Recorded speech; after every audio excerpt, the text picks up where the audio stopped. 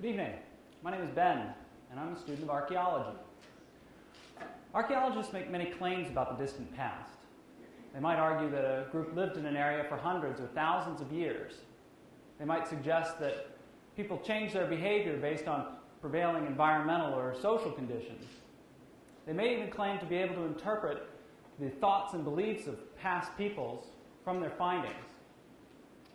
But more often than not, when archaeologists encounter the archaeological record, it looks something like this.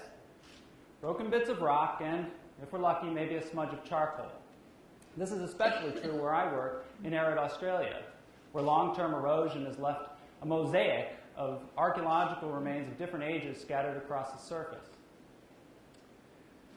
The takeaway message here is that the archaeological record is formed not only by human behavior, but also by natural processes which might alter or destroy parts or all of that record. In order to interpret this kind of record, we need to make a number of assumptions about those human and natural processes, and these are assumptions which require testing.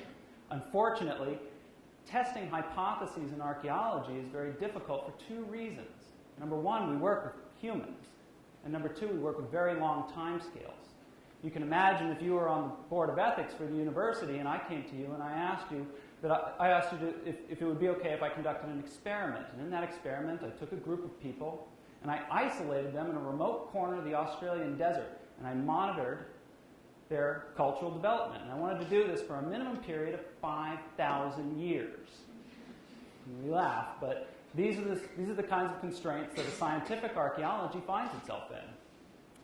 But what if we could build a model that could replicate those human and environmental processes? If we could do that, then we could actually test on the model rather than test on actual human groups. In my thesis, I'm constructing a computer simulation that will do just that. In the simulation, computerized human agents occupy a virtual outback where they make, use, and discard stone tools, hunt wild animals, and cook them in earth ovens.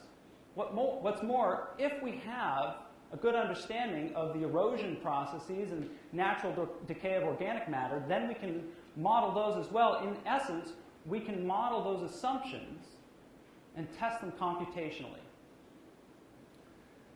The output of the model will be databases of stone artifacts, tables of radiocarbon dates, spatial distributions of cooking hearths, data that is directly comparable with that which comes directly from the archaeological record.